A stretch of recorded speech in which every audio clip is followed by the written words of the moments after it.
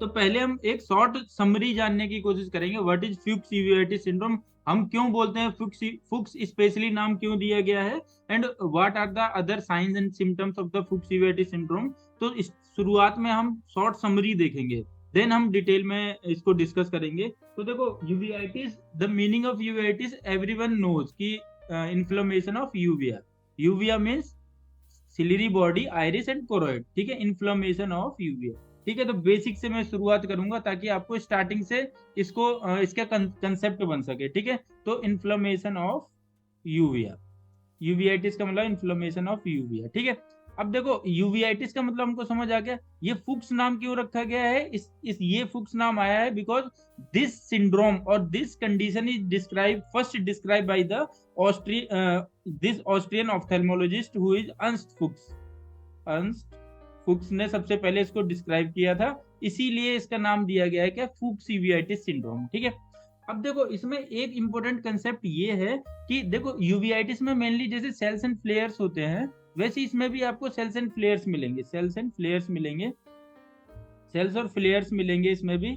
लेकिन प्रॉब्लम क्या होती है, मतलब डिफरेंस क्या होता है बाकी यूवियाइटिस में और फुक्स यूवियाइटिस सिंड्रोम में, डिफरेंस ये होता है कि इसमें जो आपको आई मिलेगी एकदम क्वाइट आई मिलेगी, व्हाइट आई मिलेगी, ना रेडनेस होगा, ना फोटोफोबिया होगा, ना पेन होगा, कोई रेडनेस नहीं मिलेगा इसमें। ठीक है, तो यहाँ पे क्या होता है, व्हाइट आई आपको मिलती है। तो देखो कई मैक्सिमम क्वेश्चंस ये भी वाइवा में, अधिकतर प्रैक्टिकल में वाइवा में और ऑस्की में ये भी पूछा जाता है कि what are the DDs of white eye, what are the DD of white eye uveitis। ठीक है, uveitis with white eye, uveitis with white eye, uveitis with white eye, white eye के साथ आपको कौन कौन से यूवियाइटिस मिलते हैं। तो पहला हमारे पास आ गया फुक्स यूवियाइटिस सिंड्रोम। इसमें मैंने बताया सेल्स एंड फ्लेयर्स होने के बावजूद भी यहाँ पे आपको क्या मिल, रेडनेस बिल्कुल नहीं होगी, सर्कमसिलियरी कंजेशन बिल्कुल नहीं होगा, पेन नहीं होगा, फोटोफोबिया नहीं होगा, इसीलिए हम क्या बोलते हैं, व्हाइट आई या फिर व्हाइट आई बोलते हैं, व्हाइट आई सिंड्रोम भी बोलते हैं इसको। ठीक है, व्हाइट आई बोलते हैं। अब देखो यहाँ पे व्हाइट आई है, even patient have cells and flares. इसके अलावा देखो यहाँ पे मैंने बताया पेशेंट सेल्स एंड फ्लेयर्स है लेकिन फिर भी व्हाइट आई है। कोई मुझे रीजन बता सकता है why is it so, why patient even have the cells and flare still patient do not have the this circumciliary congestion, redness और photophobia, ये क्यों नहीं होता ऐसे पेशेंट में, कैन एनीबॉडी टेल। ऐसा इसलिए होता है क्योंकि इसमें जो एंटीरियर चेंबर में सेल्स और फ्लेयर मिल रहे हैं, these are the anterior chamber activity. अब देखो मैं यहाँ पे एंटीरियर चेंबर एक्टिविटी क्यों बोल रहा हूँ, देखो यहाँ पे इन्फ्लेमेशन नहीं होता है, इन्फ्लेमेशन या तो माइल्ड होगा या नील होगा, या तो माइल्ड होगा या फिर एब्सेंट होगा यहाँ पे जो इन्फ्लेमेशन है। ठीक है, अब अगर इन्फ्लेमेशन एब्सेंट है, यूवीआईटिस है, सेल्स एंड फ्लेयर है एंटीरियर चेंबर में, तो ये सेल्स एंड फ्लेयर्स आए कहाँ से, अगर इन्फ्लेमेशन नहीं है तो, या फिर इन्फ्लेमेशन एब्सेंट है तो यहाँ पे आपको ये समझने के लिए ये सबसे पहले ये कंसेप्ट डेवलप करना पड़ेगा, what is sympathetic, what is sympathetic innervation of the eyes. ठीक है, क्योंकि इसका जो आंसर है वो वहीं पे छिपा हुआ है और इसमें ये बहुत बड़ा रोल प्ले करता है, sympathetic innervation of the iris. ठीक है, तो ऐसा इसलिए होता है एंटीरियर चेंबर में एक्टिविटी जो मिल रही है, सेल्स और फ्लेयर्स मिल रहे हैं, it is mainly due to the sympathetic dysfunction, sympathetic dysfunction. ठीक है, सिंपैथेटिक डिसफंक्शन की वजह से ये मिलता है डिसफंक्शन। अब देखो थोड़ा सा ये समझने की हम कोशिश करते हैं यहाँ पे कि सिंपैथेटिक इनर्वेशन का क्या फंक्शन होता है। प्यूपिलरी कॉन्स्ट्रिक्शन और डायलिटेशन। हाँ, मेनली ये क्या करता है, सिंपैथेटिक सिस्टम अगर स्टिमुलेट होता है, इट कॉज कंस्ट्रिक्शन और dilatation. If sympathetic system is activate, dilatation, very good. Sympathetic system activate होता है तो ये क्या करता है, डायलिटेशन करता है प्यूपिल का, डायलिटेशन ऑफ प्यूपिल। आपको यहाँ अभी तक यही बस पता था कि सिंपैथेटिक सिस्टम का बस इतना ही काम है। इसके अलावा मैं आपको यहाँ पे दो नए फंक्शन बताता हूँ। इसका फंक्शन ये भी रहता है कि ये normal tone of iris vessel को भी मेंटेन करता है। ये क्या करता है, it also maintains normal tone of iris vessel, normal tone of iris vessel, iris vessel के नॉर्मल टोन को ये मेंटेन करता है। एक तो फंक्शन ये और याद रखना है आप लोगों ने।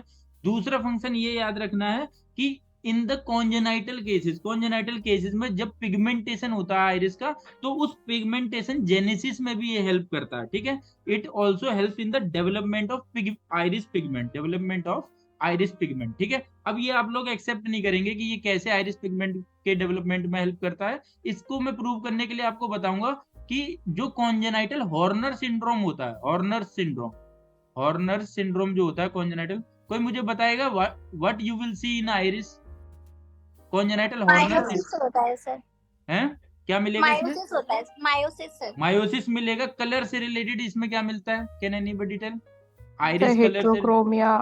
हेट्रोक्रोमिया, वेरी इंपॉर्टेंट, हेट्रोक्रोमिया, ठीक है। वहां पे एबनॉर्मलिटी क्या होती है हॉर्नर सिंड्रोम में, कोई बताएगा? What an abnormality you will see in the Horner syndrome? Sympathetic cut down, sympathetic cut down होता है ना वहां पे सिंपैथेटिक नर्वस सिस्टम का, यस सर। ठीक है। तो यहाँ पे हमारा ये पॉइंट प्रूव होता है कि it also helps in the development of the iris pigments. अब आपको इजीली समझ आ जाएगा why you will see cells and flare in the Fuchs uveitis syndrome even patient do not have the red pain, redness and photophobia। तो देखो ऐसा क्यों होता है, मैंने बताया आप लोगों को, ऐसा इसलिए होता है बिकॉज सिंपैथेटिक डिस्फंक्शन हो रहा है ऐसे पेशेंट में। Decrease tone of the iris vessel की टोन को क्या करता है, ये डिक्रीज कर देता है। अब हमें ये समझ में आ गया कि ये जो यहाँ पे मस्कुलर, इसका जो मस्कुलर स्ट्रक्चर है वेसल्स का, आइरिस वेसल्स का, उसकी टोन रिड्यूस हो गई है। तो उसमें क्या होगा, उसमें बीच में गैप्स आ जाएंगे, और अगर ये गैप्स आ जाते हैं तो इस केस में क्या होगा, यहाँ से लीकेज शुरू हो जाएगी सेल्स एंड फ्लेयर्स की, ठीक है। सेल्स और प्रोटीन्स की लीकेज हो जाएगी, not due to inflammation. Inflammation की वजह से ये नहीं हो रहा है, क्योंकि देखो हम इन्फ्लेमेशन के साइंस में क्या पढ़ते हैं, वैसो डायलिटेशन पढ़ते हैं ना, जिसकी वजह से सेल्स एंड फ्लेयर आते हैं एंटीए चैम्बर में। आर यू अंडरस्टैंडिंग और नॉट? Yes sir. ठीक है, सेम वही प्रोसेस यहाँ भी हो रहा है, यहाँ भी सेल्स एंड फ्लेयर आ रहे हैं, आइरिस टोन यहाँ पे रिड्यूस हो रही है, वैसो डायलिटेशन हो रहा है। इसको अदर वर्ड में बोलूं, टोन रिड्यूस होने का मतलब है वैसो डायलिटेशन हो रहा है। यहाँ पे क्या हो रहा है, वैसो डायलिटेशन हो रहा है, वैसो डायलेशन हो रहा है, ठीक है, डायलेशन हो रहा है, जिसकी वजह से एंटीए चैम्बर में सेल्स एंड फ्लेयर्स आ रहे हैं, ठीक है। अब वो सेल्स एंड फ्लेयर जो है एंटीए चैम्बर में आएंगे तो वो क्या करेंगे, these anterior chamber cells and flare they will deposited into the endothelium। अगर क्रोनिक हो जाएगा तो ये क्या होंगे, सेल्स और फ्लेयर कहाँ पे डिपोजिट हो जाएंगे, एंडोथीलियम में। अब देखो एक और इम्पोर्टेंट पॉइंट है, यहाँ पे जो केपीज मिलते हैं, जो सेल्स होते हैं डिपोजिट होते हैं एंडोथीलियम में, उसको हम क्या बोलते हैं, उसको हम बोलते हैं केपीज। तो यहाँ पे कोई मुझे बताएगा what is the pattern of KPs in Fuchs uveitis syndrome? Can anybody tell? All strangle. No, not as triangle is present in normal uveitis case, but in case of the Fuchs uveitis syndrome, you will see stellate capiz। Have you heard it previously? Stellate capiz। Yes sir.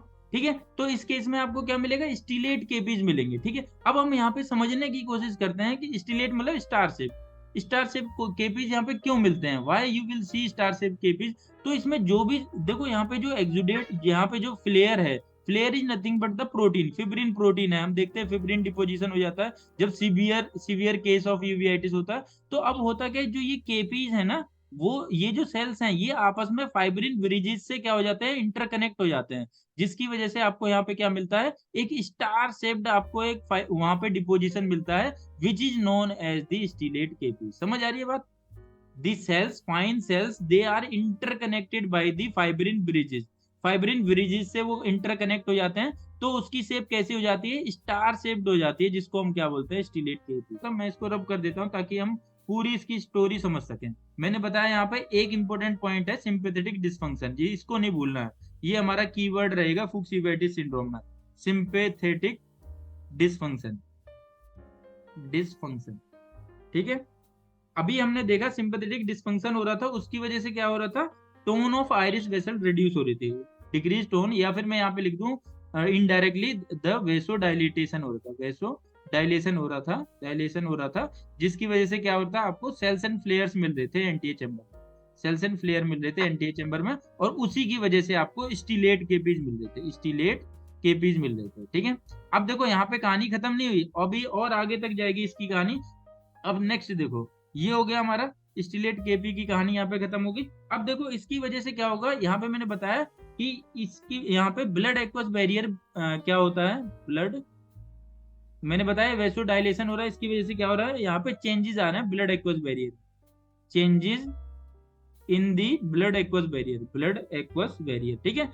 अब ये जो blood aqueous barrier changes आ रहे हैं, जिसकी वजह से क्या हो रहा है, यहाँ पे सेल्स और फ्लेयर जो है वो एंटीए चैम्बर में आ रहे हैं, तो अब यहाँ पे हो क्या रहा है, इसी चेंजेस की वजह से क्या होगा, आपको न्यू वेसल्स दिखाई देंगी आइरिस में और एंगल में। देखो हालांकि अभी तक ये प्रूवन नहीं बता पाए हैं कि जो आइरिस में और एंगल में वेसल्स आती हैं वो वेसल्स कहाँ से आती हैं, लेकिन कुछ कुछ ऑथर्स ने ये हाइपोथेसिस दी है कि जो ब्लड एक्वस बैरियर चेंज हो रहा है, changes in the blood aqueous barrier, इसकी वजह से क्या है, आपको न्यू वेसल्स डेवलप होती है, न्यू वेसल्स डेवलप होती हैं ऑन दी आइरिस, आइरिस में न्यू वेसल्स डेवलप होती हैं और एंगल में न्यू वेसल्स डेवलप होती हैं। ठीक है, आइरिस और एंगल में न्यू वेसल्स डेवलप होती हैं। ठीक है, अब देखो वो जो एंगल में न्यू वेसल्स हैं, तो अब होता क्या है, जब हम एंटीरियर चेंबर में इंसिजन कर लगाते हैं, मोस्टली जब हम क्या करते हैं, ग्लोकोमा सर्जरी करते हैं या फिर कैटरेक्ट सर्जरी करते हैं या पैरासिंटेसिस करते हैं, तो हम क्या करते हैं, इंसिजन लगाते हैं इनटू एंटीरियर चेंबर, इंसिजन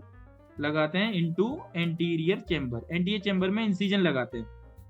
तो इसमें अगर एंगल में वेसल्स होती हैं तो वो क्या होता है, वहां पे जब हम एंटीरियर चेंबर में इंसिजन लगाते हैं, पैरासिंटेसिस करते हैं, इंसिजन लगाते हैं, तो उस केस में ब्लीडिंग होती है एंटीरियर चेंबर में। ठीक है, तो उस ब्लीडिंग को हम क्या बोलते हैं, आपको हेमरेज मिलेगा, ब्लीडिंग मिलेगी एंटीरियर चेंबर में, और इस साइन को क्या बोलते हैं, Amsler sign. Amsler sign. Very very important for the OSCE point of view and viva point of view, आपको वहां पे एम्सलर साइन मिलेगा, एम्सलर साइन मिलेगा। ठीक है, अब देखो यहाँ पे अभी भी कहानी खत्म नहीं हुई, अभी और आगे बढ़ते हैं।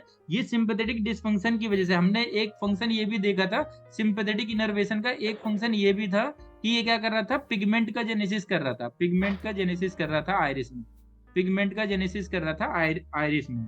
तो यहाँ पे क्या हो जाएगा, कॉन्जेनाइटल केस में अगर सिंपैथेटिक डिसफंक्शन हो रहा है तो इस केस में क्या हो जाएगा, यहाँ पे अफेक्टेड हो जाएगी आइरिस, जो अफेक्टेड आइरिस है, अफेक्टेड आइरिस बिकम्स हाइपोपिगमेंटेड, क्योंकि ये पिगमेंट का जनरेशन नहीं होगा, जेनेसिस नहीं होगा, तो यहाँ पे अफेक्टेड आइरिस बिकम हाइपोपिगमेंटेड। ठीक है, affected iris becomes hypochromic, hypochromic हो जाएगी, हाइपोक्रोमिक। ठीक है, तो ये जो अफेक्ट यहाँ पे अगर आप देखेंगे, ये हाइपरक्रोमिक है, ये हाइपोक्रोमिक है, तो आपको देख के पता चलना चाहिए कौन सी आइरिस अफेक्टेड है। तो जो आइरिस अफेक्टेड होगी, that mostly, not 100%, mostly that is the affected iris. ठीक है, अब मैंने मोस्टली वर्ड क्यों यूज किया है, क्योंकि कहीं कहीं आपको अफेक्टेड आइरिस हाइपर पिगमेंटेड दिखाई देती है। उस देखो ये जो अफेक्टेड आइरिस है वो हाइपोक्रोमिक अगर दिखाई दे रही है, जिसकी वजह से दोनों आइरिस में डिफरेंस है, तो इसी वजह से हम इसको क्या बोलते हैं, इसका एक नाम और दिया जाता है, फुक्स हेट्रोक्रोमिक आइरिडोसाइक्लेसिस, हेट्रोक्रोमिक, फुक्स हेट्रोक्रोमिक आइरिडोसाइक्लेसिस, इसी वजह से हम इसको क्या बोलते हैं, फ्यूक्स हेट्रोक्रोमिक आइरिडोसाइक्लाइटिस। ठीक है, आइरिडोसाइक्लाइटिस ये हम बोलते हैं इसे।